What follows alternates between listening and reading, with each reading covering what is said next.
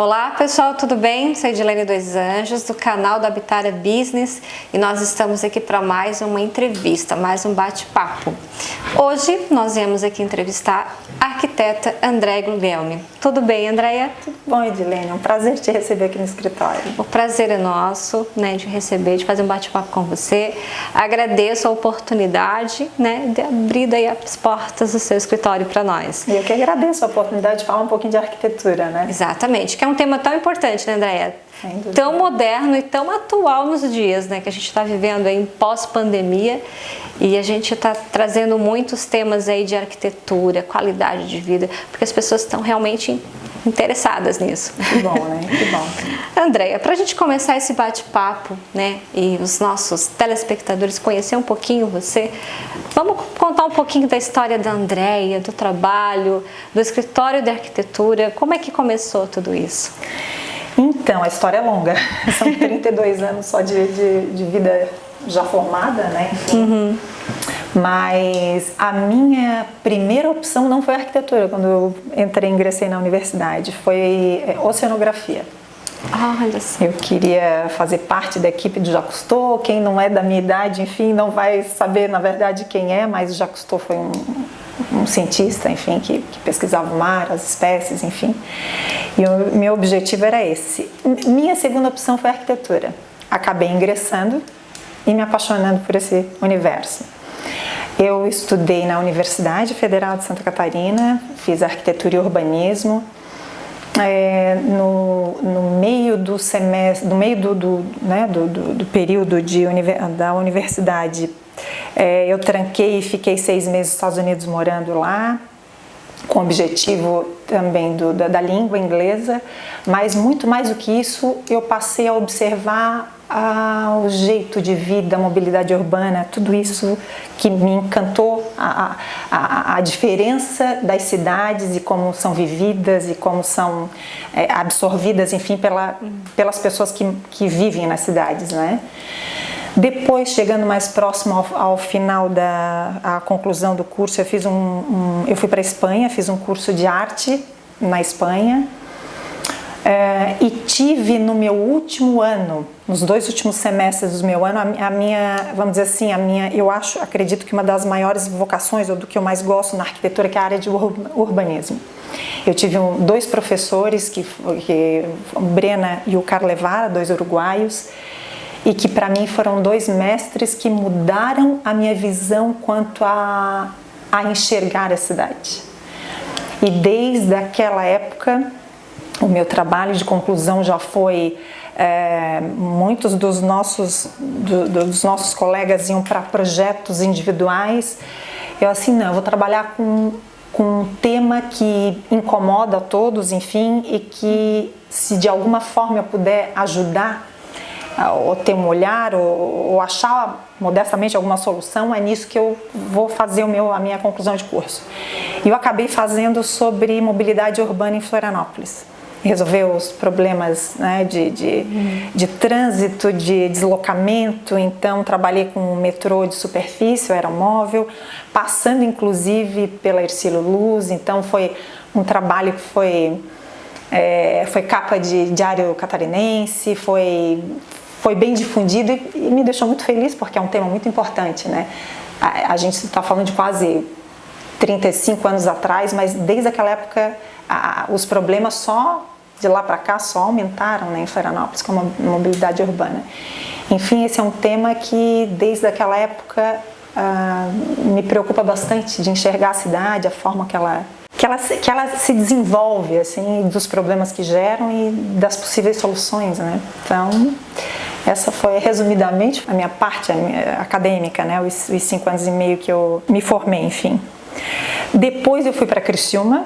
Eu trabalhei 2 anos num escritório do Zaniboni, e que para mim foi uma grande escola conhecer o Norberto Zaniboni. Fiquei 2 anos lá, a gente trabalhou muito, de forma muito afinada, foi muito bacana, aprendi muito. E desde aquela época a gente já começou a trabalhar com condomínios. Isso eu estou falando de 32 anos atrás. Há 30 anos atrás eu vim para Tubarão. Então eu casei com um tubaronense, vim para cá. Na época que eu vim, eu fiquei... Eu te confesso que eu fiquei um pouco preocupada, porque a gente já tinha um escritório grande em Criciúma, já tinha muita demanda de projetos grandes, e eu, quando vim para cá, pensei, o que eu vou fazer agora aqui em Tubarão? Mesmo porque é uma cidade menor, era uma cidade menor, uma cidade que ainda, entre aspas, não tinha uma cultura tão, vamos dizer assim, que enxergava a arquitetura de uma forma tão importante, vamos dizer assim, que ao longo do tempo isso foi modificando, né?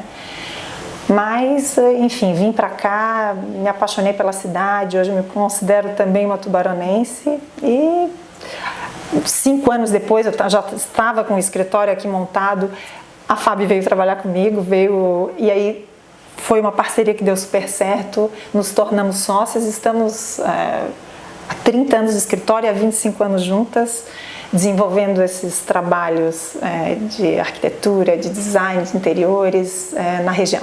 Tubarão, região da Murel, Santa Catarina, os 3 estados do sul. Andréia, a gente ouve falar muito sobre os projetos da Andréia Guglielmi na arquitetura voltada para prédios, para empreendimentos, para projetos grandes. Você vê como... este é o seu propósito, você trabalha um pouco de cada coisa, vamos dizer, eu trabalho um pouco de projeto residencial, um pouco de trabalho, um projeto também de condomínios, projeto de interiores. Qual é a paixão da Andréia, sabe? Qual é o propósito dela, assim? Aquilo que, não, isso aqui faz brilhar o meu olho.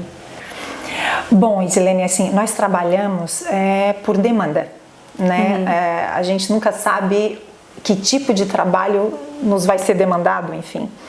Mas claro que tem aqueles trabalhos que para um arquiteto enche os olhos, né? E aí eu te digo assim que passa tanto por um projeto arquitetônico, ou por um projeto de interior, ou por um desenvolvimento de um produto específico de design, enfim, bem como um trabalho urbano que enxerga o todo de uma cidade, enfim. Depende, eu acho que os desafios de cada projeto é que buscam tirar do arquiteto sair dele dessa zona de conforto para buscar essas soluções, assim. Então, assim, não seria um segmento, mas o desafio de cada projeto, de tu se superar, de tu trazer uma solução que seja, enfim, boa para o cliente, e, enfim, olhando o aspecto da cidade, onde é que ele está inserido, qual é o propósito da obra, enfim, né? Então, eu te diria que a gente já trabalhou com prédios residenciais verticais, com hospital, clínicas médicas, prédios residenciais, unidades residenciais, então, assim, museu, shopping. Então a gente já tem assim, muitos exemplos de diferentes arquiteturas, diferentes funções da arquitetura, e cada um deles foi um desafio muito bacana a ser vivenciado aqui no escritório, né? A busca de soluções, enfim. Então cada projeto ele tem um gostinho especial, assim, não é? E fica sempre uma satisfação de entregar o melhor, porque é projetado para as pessoas, né? Você falou que você fez a sua conclusão de curso em cima de mobilidade urbana, né? Esse carinho, dessa visão de pensar no todo, não só apenas num projeto singular, mas em todo o contexto que ele está inserido. Né?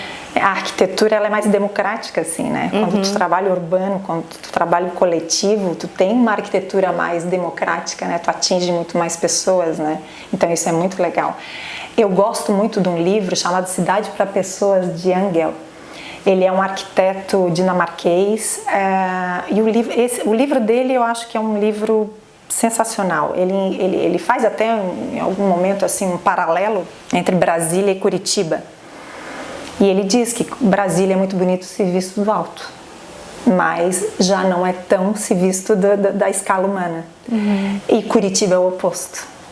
Eu morei na época que o Jaime Lerner fez todas essas alterações em Curitiba. Eu morei 4 anos em Curitiba, bem nesse auge da mudança. E se tem uma pessoa no qual, um profissional que eu tenho uma admiração, faleceu faz pouco tempo, enfim, é o Jaime Lerner. A cabeça dele, ele era realmente um ponto fora da curva. Ele realmente utilizou essa frase, cidade para pessoas. A escala que ele trabalhava, a forma como ele via a solução dos problemas para a cidade, ele enxergou muito o ser humano. E isso é muito bacana. Brasília já é um pouco diferente, é uma cidade para carros, é uma cidade mais que ele ostenta mais as formas da arquitetura e não tanto a funcionalidade, né? E justamente Curitiba foi o oposto. Então ele faz esse paralelo, é muito interessante. Eu gosto muito dos conceitos do Jung. Eu acho ele eu acho muito importante nós como arquitetos termos esse conceito de enxergar a cidade para as pessoas, né? Então, a arquitetura, nós arquitetos, nós trabalhamos com a forma, mas com a função também. Então, a arquitetura não pode ser só forma. Então, basicamente em 3 vertentes, né? O projeto individual, privado, o projeto individual coletivo, os condomínios, e o projeto para as cidades, que seria o coletivo, né? Então são 3 visões diferentes, na verdade. Então, só que elas têm que fazer um link entre elas, porque um condomínio, uma casa, um edifício, ele está dentro de uma cidade, dentro de um contexto, né? E quanto mais a cidade se preocupa com a sua vocação de fomentar essa cultura do bem-estar, menos os empreendedores têm que fazer nos seus empreendimentos. Que na verdade, se a cidade oferece isso, menos tem que fazer. Que é o conceito da Europa, né? Na verdade. Hoje em dia, grandes construções que hoje eles têm que buscam, enfim, a sustentabilidade, o LEED, que é o selo máximo, o LEED Platinum, em termos de construções que se preocupam desde o processo do projeto até a obra final, com todos esses parâmetros de sustentabilidade que hoje está tão em voga e é tão importante. O Brasil está bem posicionado. O Brasil é o 4º país do mundo que está conseguindo esse selo, vamos dizer assim, LEED, em algumas obras, obviamente, que não é fácil de conseguir isso, mas já se nota uma mudança de cultura nisso. Então isso é muito bacana. Né? Principalmente o sul do Brasil, aqui em São Paulo, enfim. Então isso é muito legal, essa cultura sendo mudada para quem vai construir um empreendimento, né? Tem essa questão da sustentabilidade, que gera uma série de questões que estão envolvidas, enfim, mas isso é muito importante. Então essa cultura, para mim, está crescendo a passos largos aqui no sul do Brasil. É algo que a gente já consegue observar no nosso meio, nos projetos, na cidade, porque nunca se falou tanto em qualidade de vida. Na tua opinião, como arquiteta, André, o que essa mudança de cultura, de visão vai impactar na vida das pessoas, né? E está impactando já, porque as pessoas estão buscando algo mais, elas não querem somente uma moradia, não querem somente uma cidade, elas querem algo mais. Hoje em dia tudo está muito focado na experiência, né? Essas pessoas querem ter, não importa onde, boas experiências. E isso, a arquitetura não é diferente, né? Então, a qualidade de vida entram, para mim, nesses 3 aspectos que eu falei anteriormente, assim, nesses 3, na unidade habitacional individual, coletiva e na cidade. Então, tudo isso tem a sua importância, a sua fração de importância na qualidade de vida do indivíduo, né? Do morador da cidade, enfim. Mas se criar essa cultura do bem-estar, do buscar essas práticas sustentáveis, eu acho que já é um início de as pessoas enxergarem a cidade, a casa onde elas moram de forma diferente. Então isso é muito bom. Isso faz as pessoas buscarem uma qualidade que até então elas talvez não percebessem isso, né? Mas a partir do momento que elas veem exemplos, elas percebem: isso é bacana, isso vai impactar no tempo que eu vou... Mobilidade urbana é um exemplo. Se eu posso ir para o mesmo lugar gastando metade do tempo, me sobra tempo para o meu lazer, ou para estar com minha família em casa, ou para mim trabalhar um pouco mais. Então, isso é um círculo virtuoso quando tu começa a entrar nessas questões de sustentabilidade, né? Economia de energia, ou energia limpa, reuso da água. Quer dizer, isso são tópicos que já há muito tempo tem se falado e é muito importante nós, como profissionais, inserirmos essas boas práticas da sustentabilidade nos nossos projetos. Isso vai resultar uma cidade mais saudável. Tem até o Younger fala que tem até um percentual que é muito interessante. Ele fala sobre abrangência na mobilidade urbana, vamos dizer assim, que as pessoas deveriam trabalhar, se divertir e morar num raio pequeno, numa distância pequena, que a bicicleta pudesse dar conta disso. Isso seria perfeito, porque as pessoas andando de bicicleta de forma segura, elas vão ter mais saúde. E se elas tiverem mais saúde, elas vão menos para hospitais. Isso gera menos custo para o Estado. Então, ele faz ele tem percentuais disso, já aplicados em cidades. Na Dinamarca é um belo exemplo. A Berlim, eu tive há 2 anos atrás, é a maior malha de ciclovia do mundo. Berlim. É impressionante, a cidade inteira é recortada por ciclovias. Então, isso é muito bacana. Quando tu tens a condição de tu ir para o teu trabalho ou para o teu lazer, para a tua casa, de bicicleta no meio, né, sustentável, sem gastar combustível fóssil, respirando um ar, fazendo exercício, as pessoas, de um modo geral, todos ganham. A cidade ganha, o indivíduo ganha. Então é muito bacana esse conceito do bem-estar, né, dessa sustentabilidade, como ela pode ser inserida na cidade, principalmente nas cidades, né? E trazendo um pouco aqui para a nossa cidade de Tubarão, qual é a sua visão em relação a tudo isso que a gente está comentando aqui, sustentabilidade, qualidade de vida, né, mobilidade da cidade, porque a gente sabe que isso traz não só qualidade de vida, mas também valorização dos imóveis, dos projetos, da cidade, agrega valor, né, financeiro e também um valor humano, vamos dizer assim. Sem dúvida, isso é qualidade, né? No início de 2000, nós aqui do escritório desenvolvemos um projeto da Beira Rio, porque na nossa visão ele era um parque pronto linear que de forma muito democrática corta norte e sul a cidade inteira, então beneficiaria vários bairros, mas há 20 anos atrás as pessoas não davam a devida importância para o Rio. Eu lembro muito bem, quando eu fui morar na Beira Rio, que eu moro no Beira Rio há 30 anos atrás, que eu construí minha casa, eu ouvia com alguma frequência: nossa, mas tu não tens medo que dê uma enchente? Eu assim, não. Primeiro, foi feita a retificação do rio, e segundo, as coisas vão mudando e em todos os lugares, o mar, o rio, são sempre os pontos mais nobres da cidade. Ainda se tu tens um parque, a vegetação que a gente tem ao longo do rio, que ele é lindo, o nosso rio Tubarão, né? Tem infraestrutura para ter segurança, para ter uma boa mobilidade, para ter pista de caminhada, para ter a pista da ciclovia. Isso vai valorizar, todo mundo vai ganhar. Os bairros vão ganhar e vai passar a ter circuitos naturais de caminhada, pistas de caminhada, que né, as pessoas vão ganhar de forma geral, a cidade vai ganhar. Então foi feito um projeto, foi entregue na época para o Carlos Stipe, que foi. E ele gostou da ideia, enfim, e deu início. E agora eu fico muito feliz de saber que o Juarez vai dar continuidade nesse projeto, porque é importante. É importante. O nosso rio, eu acho que é a nossa maior riqueza natural, o nosso rio Tubarão. E ele tem que ter a infraestrutura para as pessoas se apropriarem dele e cuidarem. A hora que as pessoas cuidarem do rio como patrimônio delas, elas não vão aceitar que alguém jogue lixo no rio, elas vão ajudar a cuidar. E esse é o melhor dos cenários, quando as pessoas se apropriam do local e dizem: não, isso aqui é meu também, eu quero cuidar, quero preservar. O gerar essa cultura leva um tempo, mas depois que as pessoas absorvem isso, é muito bacana. Porque tu passa a ter um monte de soldadinhos na cidade cuidando de um bem maior, né?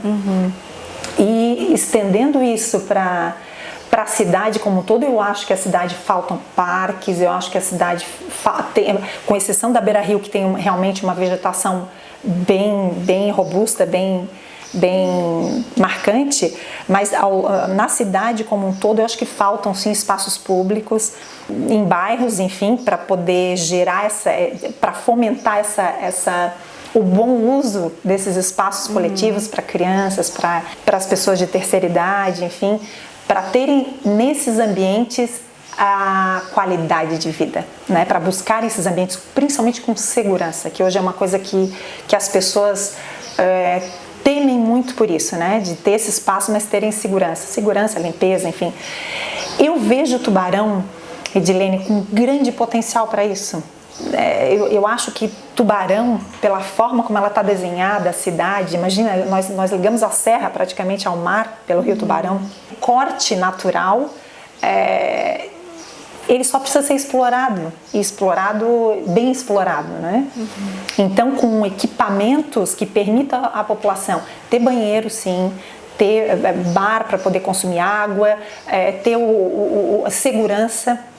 Aí podem ter, sim, eu vejo os policiais de bicicleta fazendo ronda, enfim. A Europa tem muito isso, né? A Europa, a maioria das cidades são feitas para as pessoas. Então a gente vê que a cultura do carro, que é muito mais americana do que europeia, é em segundo plano. Nós ainda aqui na região temos muito a cultura do carro.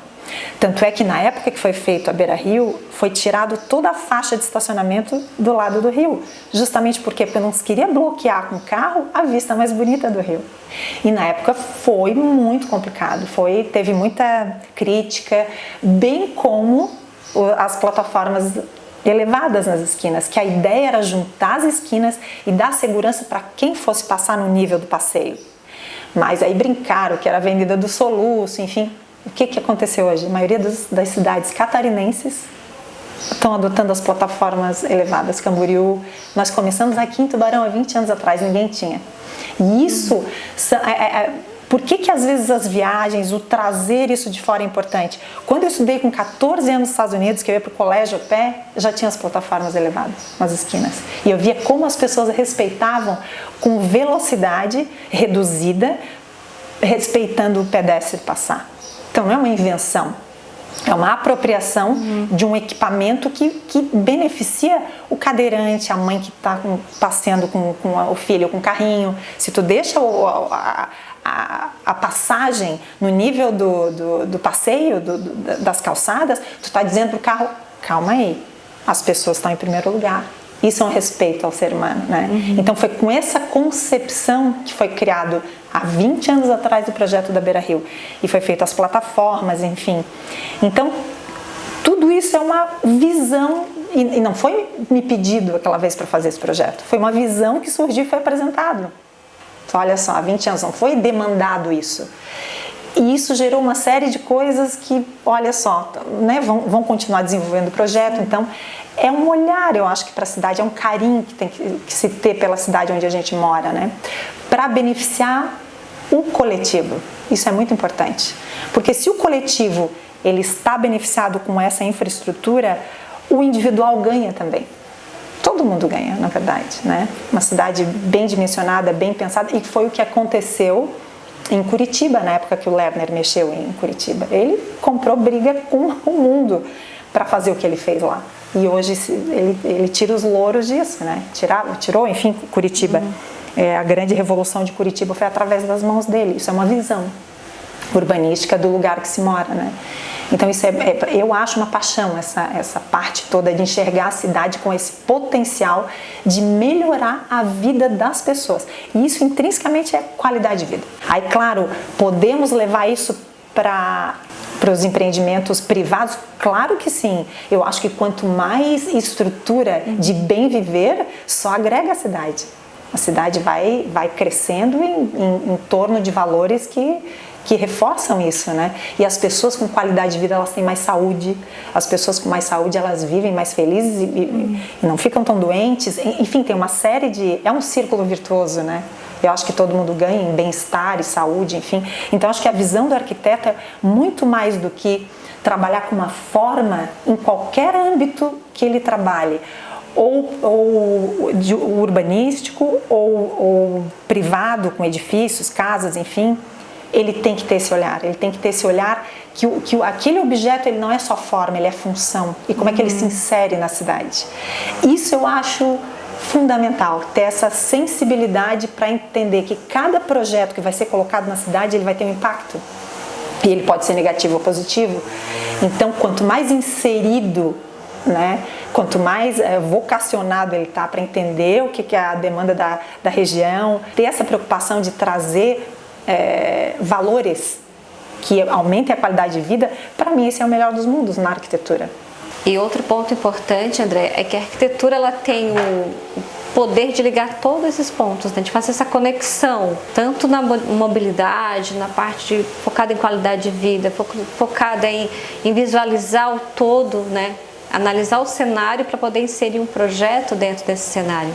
Isso é fantástico. Se todo o arquiteto ou todo o construtor tivesse essa visão, a gente teria cidades mais funcionais, né? Com mais qualidade de vida, projetada para pessoas, né? E falando um pouquinho agora, dando continuidade para o nosso bate-papo, que a gente fala para investidores, né? Então, assim, qual a importância da arquitetura no seu ponto de vista e como ela pode vir para valorizar, né, os imóveis, projetos, investimentos? A arquitetura para mim é fundamental para dar o desenho da cidade, né? Então, cidades felizes, elas partem com qualidade de vida, com soluções bem resolvidas para as pessoas.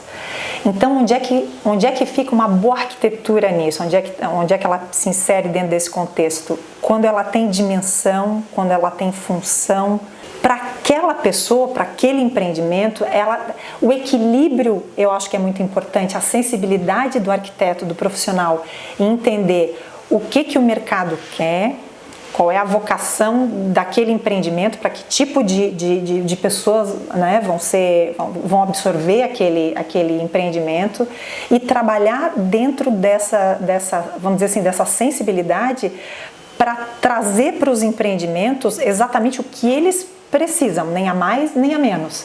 Então esse equilíbrio eu acho que é importante, né, na arquitetura. Então, por exemplo, os grandes edifícios verticais residenciais precisam ter ambientes de lazer, com certeza, eles têm que estar bem dimensionados pela quantidade de pessoas que vão usufruir desses ambientes, enfim, comuns, né? Então a arquitetura sempre é, vamos dizer assim, um equilíbrio entre a dimensão que tu vai fazer entre uma área privada, entre a área coletiva, a inserção desse edifício numa cidade, o impacto que ela vai ter, aí tem que se calcular com isso vagas de estacionamento, de quem vai usufruir esse empreendimento, quem não vai, quer dizer, uma série de questões para se resolver. A arquitetura não pode ser vista como um prédio, um edifício, uma casa sozinha, ou individual no contexto. Ela tem que estar sempre inserida nesse contexto da cidade. Então é muito importante, eu acho que ter essa sensibilidade de enxergar o bairro onde ela está sendo construída, as necessidades daquela região, né? Enfim, as carências, enfim. Então a arquitetura pode trazer tudo isso sim como solução e deixar esses empreendimentos, trabalhar com eles, agregando valor neles, né? Ou seja, das peças privativas serem bem dimensionadas, com uma boa layoutização, com soluções que sejam extremamente funcionais. As pessoas hoje, elas não têm tempo e nem querem perder tempo com ambientes privados que elas passem algum tipo de trabalho. Elas querem eficiência, elas querem funcionalidade, elas querem praticidade. Então mudou muito o conceito de um projeto bem feito nas suas dimensões, nas suas aplicações de materiais. Ele tem que ser também de linha temporal. A pessoa não vai investir um dinheiro que é um sonho, que é num projeto que daqui a pouco ele vai estar defasado. Então esse olhar abrangente tem que saber o projeto que vai ser entregue hoje, que daqui a 10 anos ele tem que estar bacana ainda, ele tem que estar inserido nesse contexto de funcionalidade, de formas, de bem atender essa demanda. Então a arquitetura, antigamente se dizia que a arquitetura, eu já ouvi muito isso, assim, ela era uma perfumaria assim, gente, a arquitetura, ela dá forma ao modo de vida de como a pessoa vive, como ela trabalha e como ela utiliza o lazer dela.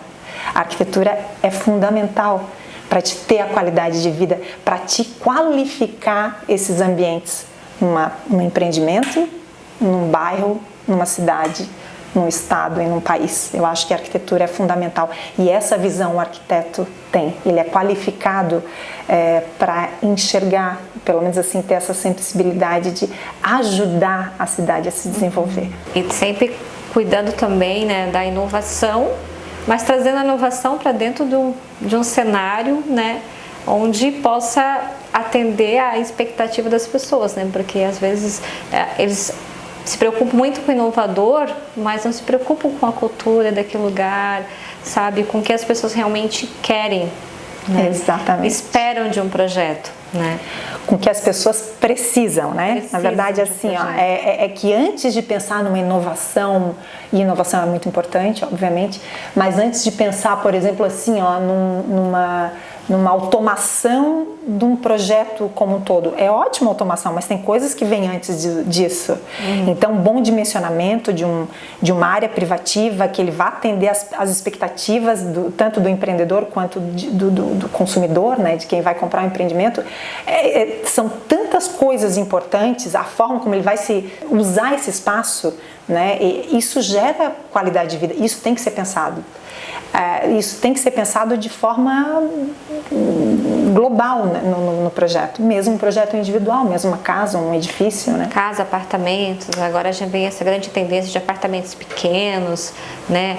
Então tudo tem que ser pensado, dimensionado de forma que vai atender aí a necessidade básica do cliente, né? Então, tem projetos, por exemplo, assim, ó, o Yangel, ele comenta muito também sobre isso, sobre prédios múltiplos, assim, de múltiplas funções, vamos dizer assim, o prédio que ele é moradia, ele é escritório. Hoje no mundo inteiro já tem esse conceito. É uma tendência, né? É uma tendência, exatamente. Mas vale a pena questionar um pouco. A gente está inserido numa cidade pequena, onde tem um espaço territorial grande, onde a gente tem área de expansão. Não necessariamente a gente precisa ter no mesmo prédio isso. Ele pode estar próximo. Então, cada caso é um caso. São Paulo, o terreno é muito caro, os terrenos são muito caros. Então, tu tens que otimizar para poder valer a pena. A nossa região já não é tanto assim. Então, tudo isso é a forma como tu enxerga a região, a forma como tu enxerga o projeto, para quem que tu faz o projeto, porque eu acho que essa parte das múltiplas funções, vamos dizer assim, um prédio é muito interessante quando o terreno ele é exorbitante em termos de custo, tem que otimizar esse terreno, né? E quando não, eu acho que tem formas também, outras formas de fazer e valorizar também esse link entre trabalho e moradia e lazer, enfim, nós estamos numa cidade que territorialmente ela é pequena e a gente ainda tem muita área para explorar, então é bacana também pensar em explorar isso também de uma forma mais horizontal, enfim, levar empreendimentos a vários bairros para ter essa cultura de forma mais diluída, também não concentrada. Tem muita forma de enxergar a arquitetura e o objetivo, às vezes, é de valorizar um bairro, valorizar um centro de uma cidade, valorizar um equipamento mesmo, né? Enfim, urbano, uma praça, uma coisa assim.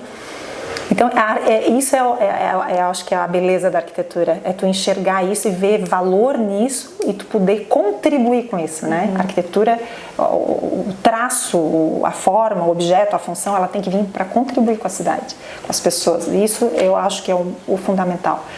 É gerar novas possibilidades, né?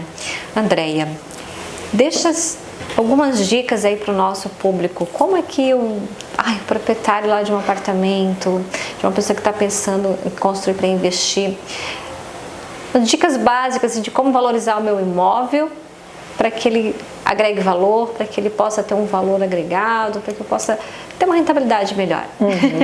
Eu acho que hoje em dia as coisas passam muito a pandemia veio como um divisor de águas, né? As coisas mudaram. Eu lembro que eu estava vendo um empreendimento e vendo alguns cases em São Paulo de empreendimentos, e lá há 2 anos atrás, quanto menor as unidades privativas e maior as áreas de lazer, mais estavam sendo vendidos os apartamentos. Veio a pandemia e deu uma freada nesse conceito. Porque as pessoas entenderam, poxa vida, se daqui a pouco eu não posso usar o meu lazer coletivamente, eu tenho que ter meu apartamento um pouco maior para poder absorver as minhas necessidades. Então foi um paradigma ali que se criou, né? Claro, agora as coisas já estão voltando ao normal, enfim, graças a Deus. Mas A realidade é que as pessoas estão vivendo cada vez mais com espaços menores. As famílias estão diminuindo de tamanho. Então, achar o equilíbrio entre um tamanho bom de apartamento, de unidade residencial e a proporção disso de lazer, eu acho que essa é a grande questão para se ter também qualidade de vida nesse lazer, né, nesse empreendimento. Essa dimensão acho que é bem importante, e qualificar esses espaços da melhor forma possível, vendo a vocação. Para as pessoas são importantes o que é uma pista de caminhada, para as pessoas são importantes o que é uma quadra polivalente, é importante uma piscina infantil, quer dizer, tudo isso, cada projeto ele vai identificar quais são as necessidades, né, para o público, enfim, o que é valor para determinado empreendimento, e às vezes não é valor para um outro empreendimento, né?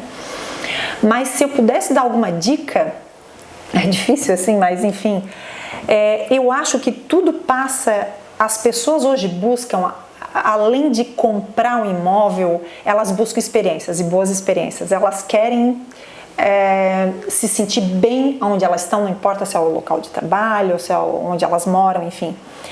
Então, de forma bem simples, assim, eu acho que a dimensão tem que ser muito bem pensada. A dimensão do espaço não pode nem estar sobrando, nem estar faltando. O uso desses espaços internos com um mobiliário apropriado é fundamental. Hoje em dia, um terceiro quarto vira um home office, é muito comum de ver isso, e o mobiliário ele tem que ser flexível para se adaptar nesse novo modelo, né? Vão continuar os home offices com essa intensidade? Ninguém sabe, a verdade é que ninguém sabe. É uma tendência que a gente tem que ser flexível para absorver o sim ou não. Então a arquitetura ela tem que ter os dois olhares. Opa, se for por aqui a gente se adapta, a gente vai adaptando. Mas o importante, eu acho que a maior importância é a gente ajudar a criar a cultura do que é valor para um imóvel. Um imóvel, eu falo muito isso e me repito, enfim, eu já usei essa palavra anteriormente, mas uma arquitetura atemporal. Eu não acredito numa arquitetura que seja um modismo, porque fulano de tal está fazendo isso, ou porque numa cidade determinada de um país. Às vezes a nossa cultura não é essa, a nossa vocação não é essa, não é assim que tem que se pensar. Eu acho que tem sim que tem que se ter a sensibilidade de entender aonde é que tu está inserido e qual é a melhor forma de tu trabalhar para que as pessoas entendam aquele valor que tu está agregando e que seja necessário para elas isso. Então assim, mas falando resumidamente, eu acho que cores, eu gosto muito de trabalhar com cores para harmonia. Eu acho que trabalha com os sentidos, aquela coisa bem sensorial, o tato, o paladar, tu pode pensar isso, não, mas isso é para a arquitetura também, com certeza, tu trabalhar com essa parte sensorial, de tu ver uma coisa bonita, né? De tu ver aquela cor que vai te fazer bem num quarto, uma cor um pouco mais calma, que tu chegue ali e tu relaxe. O visual interfere muito. Muito. Então, ela é sim um fator determinante na arquitetura e tem que se prestar atenção nisso.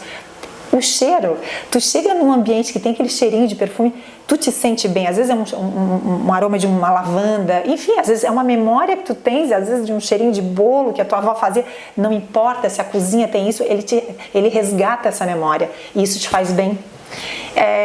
O tato, hoje em dia os tecidos mais naturais, as sarjas de algodão, os algodões mais puros, o couro puro, não os fakes, sabe, aquela coisa que é a imitação. Eu sempre penso que o menos é mais, assim, eu nunca fui de pensar que a casa deveria ser cheia de coisas, de objetos, não, são os especiais, são os que têm importância, são os que são necessários, os que têm utilidade. Eu acho que isso é fundamental, identificar isso e organizar, porque na verdade o que a gente acaba fazendo é organizando a vida de uma família quando a gente faz um projeto para ela, né? A gente entende a carência, a gente entende as necessidades e a gente organiza esse espaço interno. A gente já tem 3 famílias que a gente está trabalhando na 3ª geração já. A gente começou com casa para os avós, para os pais e para os filhos. Isso é valor, para nós isso é valor. Para nós é valor de confiança no nosso trabalho. Então isso é muito mais do que quantidade para nós, isso é qualidade. Então essas relações que a gente vai criando ao longo do tempo de confiança com os parceiros, com os clientes, isso para nós é valor, e isso a gente prima muito por cuidar com carinho desse processo todo que é desgastante. Qualquer obra é desgastante, qualquer obra estressa, enfim, a gente tenta só reduzir isso ao máximo, né? E são esses detalhes, André, que faz toda a diferença, né? Esse pensar no todo, pensar no individual, pensar nas pessoas que vão morar, sabe, que vão ter acesso àquele ambiente, acesso àquela cidade. Eu acho que isso é que está a cereja do bolo, vamos dizer assim, sabe? O amor pelo trabalho, em pensar em como isso vai impactar a vida das pessoas e como vai conectar também essas relações. Então, eu acho isso muito importante. Parabéns pelo teu trabalho, pelo trabalho da FAB. O escritório de vocês é um escritório renomado, reconhecido na nossa cidade, né? Não só aqui, mas também em outras cidades, em outros estados, né? Pelo Brasil afora. E a gente só tem a agradecer essa oportunidade, esse bate-papo, parabenizar pelo trabalho de vocês e desejar muito sucesso, né? Que venham aí muitos projetos, muita ascensão, que Deus abençoe muito, que Deus continue trabalhando, fazendo esse trabalho diferenciado que traz um singular, né, aonde está inserido, um singular para a cidade, um singular para a vida das pessoas. É o que a gente quer, assim, ó, é ajudar a arquitetura a ter a sua, vamos dizer assim, a sua importância, né, na cidade. Falar de arquitetura é sempre um prazer. Em meu nome, da FAB, da equipe toda, agradeço a oportunidade de falar sobre a arquitetura, essa paixão que a gente tem, né, da arquitetura, e quando precisares, nós estaremos aqui à disposição. Imagina, nós que agradecemos. E você falou a palavrinha mágica, ajudar. Todo propósito tem o quê? Um ajudar. Porque se eu vivo apenas pelo material, pelo dinheiro, eu não tenho propósito. É verdade.